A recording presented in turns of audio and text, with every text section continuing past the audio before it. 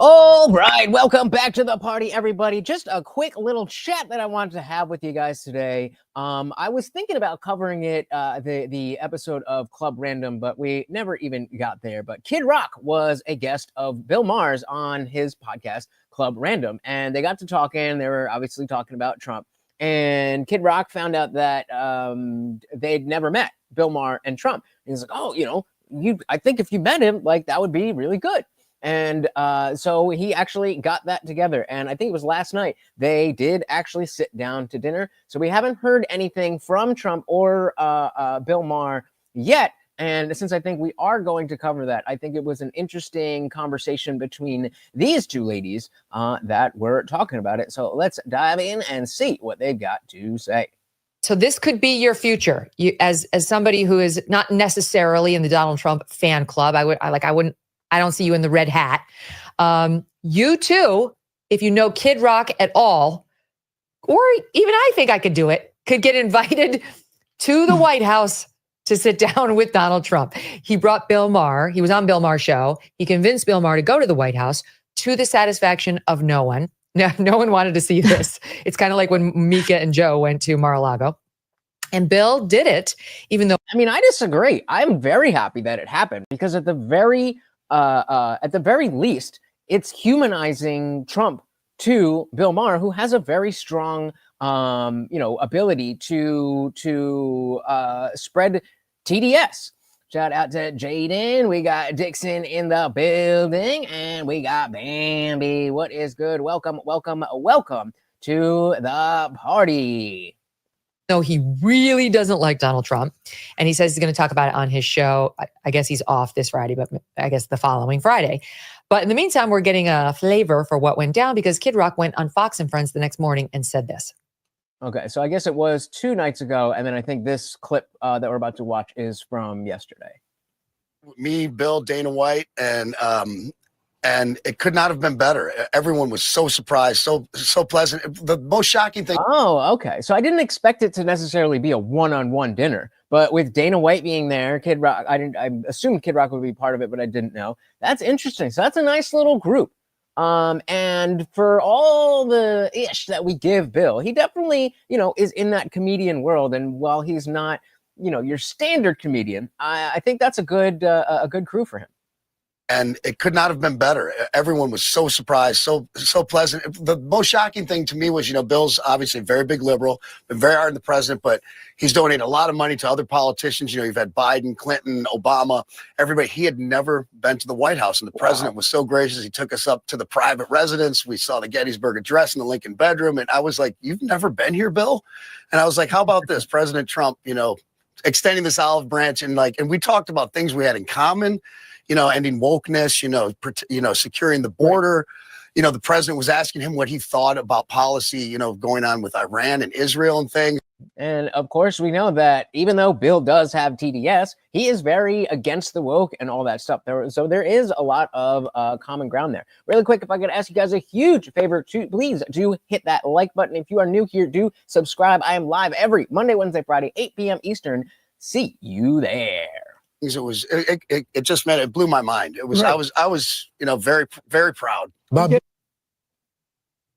Amazing. And by the way, it was also added that Maher showed up with a list of terrible things that Trump had said about Maher. And he showed it, I guess, to President Trump, who signed it and gave it back to him. Based. Here's the things that I don't like. Here's my signature. Now it's worth more. Wow. Classic. Anyway, yeah. So what do you make of it? Because the left is very unhappy with Bill for doing this. I don't know that the right is loving it either, but I think they're used to Trump doing this now because he's had a parade of liberals come to him from... Is there a large contingency of people on the right who don't want Trump talking to liberals? That's not something that I've really seen at all. I think a lot of people are like, yes, bring these people in because they have this caricature of what Trump is, of what MAGA is, and all that kind of stuff. Especially hearing from Anna Kasparian here of the Young Turks, if you're not familiar, she's definitely going to have a more normie Democratic position as opposed to another left-wing pundit. Shout out to Dixon Cider with the $5 gifted memberships. Thank you so very, very much. And of course, you guys know every donation comes with a treat for my co-host, Morty. Thank you so very, very much. Guys, if you did get a membership, make sure you join the Discord. Dixon, thank you so very, very much sponsoring the stream. Big tech people to media people. So what's your take on it? Well, I have some experience with this, not necessarily meeting with Donald Trump, of course, but, you know, the culture where you're not supposed to talk to the other side at all. I mean, I've lost friends for my willingness to come on shows like this one, because I think it's important to have these conversations. I do think that there are areas of common ground. It doesn't mean you need to be a Trump supporter, but Trump is the president of the United States, meaning he's meant to represent everyone, including individuals who did not vote for him. And and you'll remember that when Biden first got in office, there was a lot of people who were saying like, hey, I hate this guy, but I want him to succeed because he is our president. And even though we didn't see like, you know, an explosion of protests of Trump specifically, I mean, now they're doing everything with Tesla, but you know, we didn't really get that sentiment of like, okay, you know, we hate Trump, but he is our president, so we want him to succeed. Shout out to KFTs, and Anna's looking good. She needs to come to the right. Bit by bit. Like Megyn Kelly said, I don't necessarily think she's going to be donning a MAGA hat, but, you know, we will see. Welcome. It's meaning he's meant to represent everyone, including individuals who did not vote for him. And if the left in general is unwilling to even have a conversation with anyone on the right, including the president, well, how are you ever going to expect him to consider the issues that matter the most to you? So I actually think opening up dialogue with individuals you disagree with is more important than just existing in this echo chamber where you're going to hear everything you want to hear, where your ideas are going to be validated, and quite frankly, where the lack of challenge to your ideas will make you quite weak and unappealing eventually to the electorate. Yeah, I completely agree. Shout out to Gabriel here. What is new is that Bill Maher just sat down with Kid Rock, Dana White, and Donald Trump, and I think it's going to be good. So he is off this week, so we're not going to get to see, you know, directly what you know, his immediate thoughts. I don't know if there's going to be a Club Random podcast episode before the next real time, but I mean, it's going to be very interesting to see not just his opening monologue, how it and his new rules, but how it changes him in general. I think that it really, just one sit down, I really think that can do a lot. And the fact that, you know, Kid Rock was saying that they sat down and had a good time and had common ground, I'm here for it. I am here for it. Do you think, I know Bill loosely. I've been on the show many times. I really do think he can't stand President Trump. I mean, he truly has got like a sincere case of the TDS, but he did this, which was extraordinary. So do you think there's any chance he comes out liking Trump? Maybe he likes Trump in the sense that, okay, I don't hate the guy. All right, he's not the worst person. Maybe we shouldn't be calling him Hitler. That doesn't mean that I like his policies. Knowing Bill Maher's values, it's unlikely. I do think that they have some common ground because of the fact that Bill Maher is willing to call out some of the pathologies on the left, some of the cultural issues on the left, the closed-mindedness and stuff like that. So I think that finding that common ground is important. And I think that's what kind of opened up this situation where they can sit down and have a conversation with each other. But that doesn't necessarily mean that Bill Maher is going to be like a red hat wearing Trump supporter tomorrow. It just... Right. In the same way with Anna that we saw after, you know, her homeless person incident, the left going after her for Wimixin and birthing persons, that she moved slightly. But I think that speaks to the fact that some of these people, you know, when we throw around the word grifter so easily, I think it cheapens the fact that there is really a diversity of thought. There is a diversity of how people look at these things. And so for Anna, just because she's moved a little bit away from the far left because of personal experiences she's had, I don't necessarily think that it is foregone conclusion that she's necessarily going to become MAGA. And in the same way, I don't necessarily think that because Bill was able to sit down and have a nice dinner with Trump, that he's going to flip all of his politics. But I mean, these things happen gradually, and I think it is important for people who disagree to sit down together. This means that at least he had a dialogue. Maybe he's better suited to understand where Trump is coming from and vice versa. It's just an important thing to do when you have two major public figures who disagree with each other come together. And I think what Kid Rock said about the importance of healing the country is very much true. Again, you have two very different sides, but is there a way that the two different sides can work together where they have common ground and also not engage in this really disgusting fear mongering and dehumanization that we've seen in this country for the last several decades? Right now, can that happen? No. No, it cannot. We just the left and right live in two different realities. But if we keep doing things like having these little meetups and humanizing our enemies, then yes, it is very much possible. Regard to the other side. We need to get past that because we need to bring Americans together. I hate the fact that we've been dehumanizing each other for so long. I'll tell you a funny story of how I met Kid Rock. It was 15 years ago. I was hosting an afternoon show on Fox called America Live. And I would go through the show email while on the air, like during the commercial breaks, and the audience would write in and you kept it interactive. And an email popped up saying it was from Kid Rock and that he was in town in New York that night for his birthday and was wondering if Doug, my husband, and I could come. And it said where the party was. And it just had the ring of truth because it was specific. It had Doug's name, blah, blah. But I was also like, this has got to be bullshit. So I forwarded it to my booker and I was like, can you see if this is real? Because I actually am a fan of Kid Rock's. And so she got back to me and said, it's real. So that night, Doug and I went to this little bar that Kid Rock was having his birthday party in. We walked in, he was sitting there. He looked at me, he goes, holy shit, it worked. And we became friends ever after. So and even a story like that, as somebody who, didn't look at Kid Rock, in the bow days, I didn't necessarily think, oh, that's a cool dude. He was kind of cringy in that backwoods kind of way. But being able to be exposed to his actual beliefs and why he thinks those things and acts those ways, it's a lot easier to see the person behind the character. And I think the same exact thing happened with Bill. Shout out to Rolo Adams. Welcome to the party. Said I can't change my name back for 2 weeks, so April Fool's Day on me. Oh man, that was my kratom, bro. Welcome to the party. Let's let them finish up. I just wanted to share this with you guys quickly. Shout out to King Nirvana.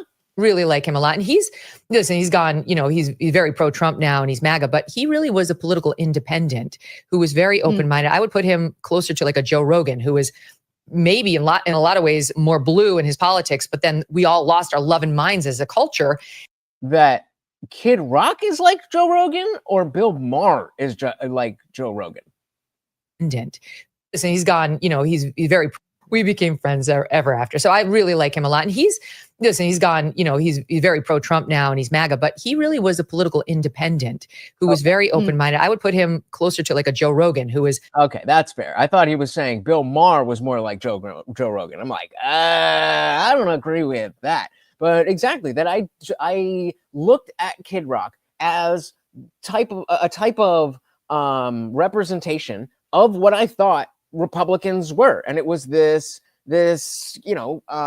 cheesy, flat thing that, was tied into the basic nature of country music and my trucks and my beer and all that stuff. But you get to learn people that you don't necessarily agree with, or you get to learn about people that aren't necessarily like you.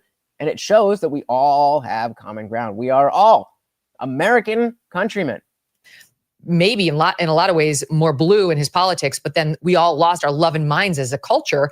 And he's Kid Rock, for God's sake. I mean, there's zero chance that he is going to go woke. And that, among other issues, I think drove him into the arms of Donald Trump and MAGA. Yeah, I mean, look, I think that there are a few different things happening simultaneously, and I definitely played a role in it. And then once I realized how toxic it was, I tried to kind of reform the way that, the majority of people on the left think about engaging in dialogue. So that's another part. Like, do you believe her, or do you think that she's just grifting to the right because that's more popular? And I'm of the latter. I really do think that, again, like I said, from her experiences, she has said that, the things that she believes, she still believes them. She's just had a paradigm shift, and that's how we move people in the right direction. So if you want to have any influence or sway over people in positions of power, whether it be a member of the media, whether it be a politician, or even the president of the United States, you can't just close yourself off to talking to the other side, right? And if you do, and that's really the point of this whole channel, is exactly that. We want to get people to better, not just me talking to people that we all disagree with, but for you guys to be better able to talk to people that you disagree with. And you want me. We got a little bit of that. We got a little bit of that. Yeah, baby. If you haven't subscribed, you definitely should, because you're in the right place. You can't just close yourself off to talking to the other side, right? And if you do, then you're not going to have any influence. You're going to be part of your cutesy little exclusive club. Right. And that ties into what we were saying yesterday about being able to articulate those ideas. And so getting along with people you disagree with is directly connected to your ability to understand them. So if you're on the right and you're talking to somebody who's on the left, and all you understand about what they think is these stereotypes that you hear from right-wing pundits, then it doesn't matter how right you are. It doesn't matter how articulate you are. You're not going to make, and nothing's going to happen there. Nothing's going to happen there because they're not going to listen. Similarly, here Bill Maher is a significant influence on the left. So if his opinion is shifted even 5 degrees in the positive direction towards Trump, that helps us all. Where you engage in purity contests and you purge people away or purge people out of your group, whereas the woke left and the woke right, that's exactly what they do. I don't know, maybe I'm wrong about this, and I'm going to ask you. I feel that the right wing, whether they're doing it because of who they are, their own personal culture and how they value conversations, or whether they're doing it as a way of accumulating power, they bring people in. Even if there are some significant disagreements, if there are areas where they can find commonality or agreement with the other side, they're super welcoming and inviting. And that's how you build power. That's how you build power. I mean, if I could go on a little tangent, D96 here saying, fuck the woke right. They're worse. I kind of agree because the woke left was so ridiculous that it was easy to objectively point out, well, this is wrong, that's wrong. But the woke right seems to be a more complex, convoluted perception of the world. And it's not as easy to point out, like, no, men are men and women are women. So, I mean, maybe because it's a little bit newer, we have to figure out exactly what they are. But the woke right is just, if you are using identity politics to dictate who you like and who you don't like, or who you listen to, who you don't listen to, whatever. If you're thinking people are wrong because they're Jews, or people are bad because they're black, or people are right just because they're white or Christian, or any of these things, that is wokeness. So these two ladies could take over the world if they teamed up. I don't know about all of that, but I do think it would be an interesting podcast. You bring people in, you don't push people out. I totally agree with that. And I do think there's a reason for it. I think it's because people who are on the right spend their whole lives dealing with people who disagree with them. That's just society. Well, it's split, 50-50 or 55-45, depending on the era, Dem and Republican. And now that Republicans have the edge these days.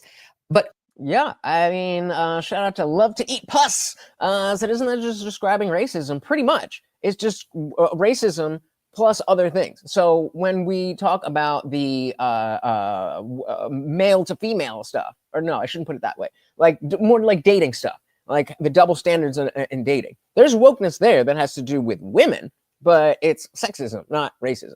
And so it's just baking in these isms, this bigotry into your political ideology. Who's considered woke right that's big in the media? That's a good question. That's a good question. I don't have a name for you off the top of my head, but I don't think it's that big of a coalition. And even the people fighting about it, the two names at the head of fighting about it are Dave Smith and James Lindsay. And while I much prefer Dave Smith, I don't think either of them are particularly woke. I think at this point it's more about it's particular instances, particular positions, and stuff like that. D96 said, I met some pretty based trans girls. So I think the tide is changing slowly. We got to recognize that, but not let it overtake the goal. Indeed. Indeed. And yeah, a lot of people say they don't think the woke right is real, but a lot of those people are on the woke right. Yeah, I mean, it's definitely a burgeoning thing, but we understand that the woke left is a thing. So if you just take that mentality of using immutable characteristics and your identity to dictate your opinions, that's wokeness. So if you're on the right and you do that, that's the woke right. Overall, liberals control the institutions. You know, they've controlled the media for a long time. They control Hollywood. They control big sports. They control big corporations. So if you're a conservative or even just center right, like, you have to deal with them everywhere. And K through 12, not to mention college education, my God, everyone's liberal and they want you to be too. So you either need to like be able to talk the talk or be able to politely engage. And as I would say, not make that the stakes of your friendship if you're talking about actual. Right. We need to be able to reach these people. We need to be able to reach these people, whether we're talking to them directly or we're talking amongst ourselves. The way we discuss these things will bleed out and they will hear it. A shout out to KFT with the 199. Thank you so very, very much. And of course, that comes with a treat for Morty. Thank you so very, very much. So, I mean, they go on a little bit more. The link to that video is in the description below. I mean, again, we're going to see more of this as we hear from Bill, as we hear from Trump. And I just thought it was important to get a perspective before we have that. I think it's a good thing. I think it's a good thing for people like Bill Maher, people like the ones that we hate, the TDS people, the orange man bad people. We want to try to bring those in because we know that our ideas are better. Exactly because we know our ideas are better. So if you think your ideas are better, then you shouldn't need to be anything but willing to discuss. Well, and here on I Love to Eat said woke means that every injustice is based off systemic bias and racism. We have to tear down and realign society to address past inadequacies. I don't hear anyone on the right saying that. Not in so many words, but I think that there's levels of wokeness. And so you might say that, recasting somebody, Snow White as a Latino girl is woke. I don't think any of us would disagree that when we talk about wokeness in the standard sense, that's what we're referring to. But that has nothing to do with realigning society as a whole. It's just an aspect of that. It's the collection of things that we call woke that aim to redress society, and it's not the same exact thing. It's not a mirror image. It's just the same type of mentality, just going the other way. Identity and bigotry being the way that you dictate how you pick your political positions. So let me know what you guys thought about this, about the woke right, about anything you like down in the comments below. Remember, guys, I am live every Monday, Wednesday, Friday, 8 p.m. Eastern, and sometimes whenever I feel like it, like right now. Make sure you are subscribed, hit that bell so you never miss a stream. I have been your host, Lutch, aka the Indian Jesus, here to resurrect the second coming of common sense. Until next time, guys, we are out of here. Peace.